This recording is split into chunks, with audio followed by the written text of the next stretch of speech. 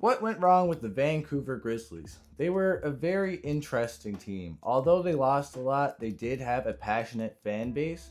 And if circumstances were a little bit different, they could have been successful just like the Toronto Raptors were. What went wrong? In this video, I'll go over the main things. It's never just one thing that goes wrong with a team, it's usually a perfect storm. And for the Vancouver Grizzlies, it was a combination of the NBA itself, the owners and management, and the economy. The league comes in first because when they first came into the league, the expansion rules were a little bit harsh and they had lower draft picks. This was due to the Orlando Magic coming in and drafting Shaquille O'Neal, being good within a couple of years, and NBA owners didn't like these new upstart teams coming in and being good right away. Then that hindered the Toronto Raptors and the Vancouver Grizzlies. However, this is not just one factor. The Raptors are still successful today, and they could have gotten around that, which brings us to the next issue: the owners and the management. Although the NBA did admit after that the rules were harsh and they would be a little bit lighter on the next expansion teams to come in. The owners and management, to get around these harsh draft rules that the league set, the owners could have invested more into pro scouting and amateur scouting to make sure they got better players.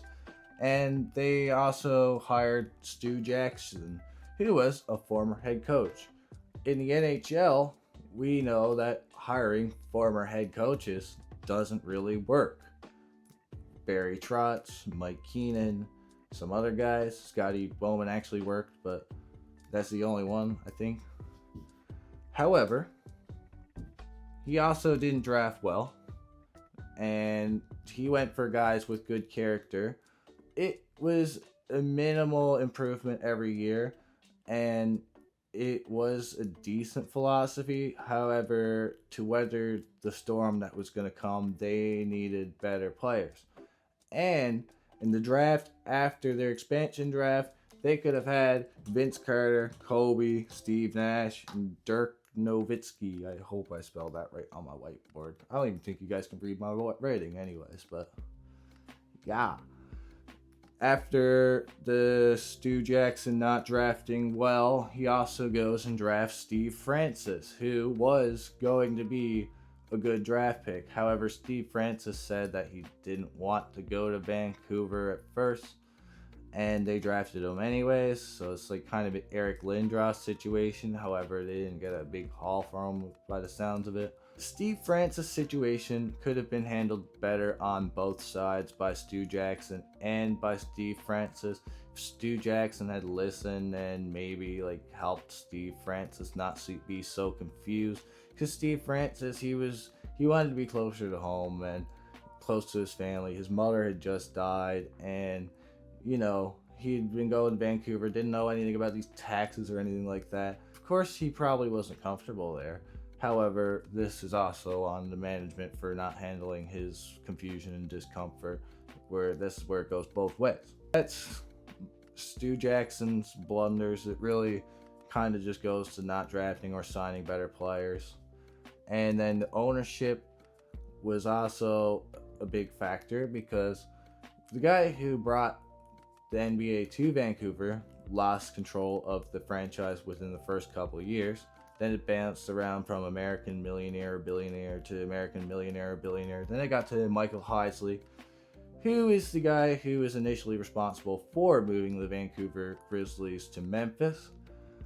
And he didn't have the deepest pockets, and he was losing millions and millions of dollars because of the economy. And the Canadian dollar was so bad at this point that even if they filled the arena, they were still losing money, which is pretty bad. That's worse than what the Canadian dollar is now. Also a factor in other Canadian NHL teams moving. This was around the time where Winnipeg and the Nordiques had been gone. This is a little bit after, but 1996 and 98, the dollar was higher actually. It was around 73 cents per American dollar, like it is now. Yeah, economy.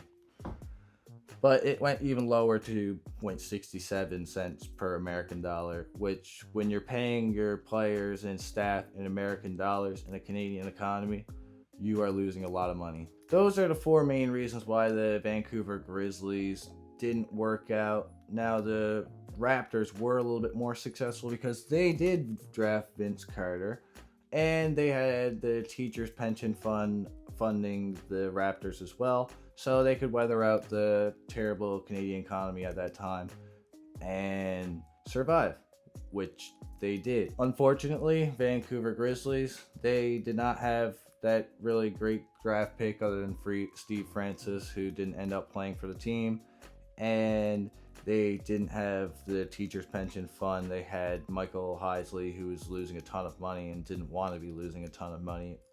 Kind of understandably, you know, man. Like, who likes losing money? I'd love to see a team in Vancouver, and I do think a team in Vancouver could work today. They have the people, they have the economy. The Canadian market thing is pretty dumb, I think. Personally, like, I'm not loyal to the Toronto Blue Jays at all. If there was another baseball team, or like the Toronto Raptors even, I'm not loyal to them either. If there was another Canadian team to choose from, I'd probably choose those ones.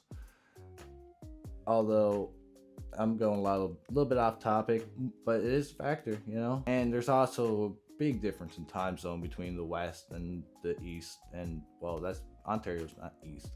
Anyways, I got most of this information from the Grizzly Truth, and that is on Crave in Canada. I don't know where you'd find it in any other countries. I also got some of the information on Wikipedia. If you like these types of videos, like and subscribe. Hope you guys have a good day. See you guys soon.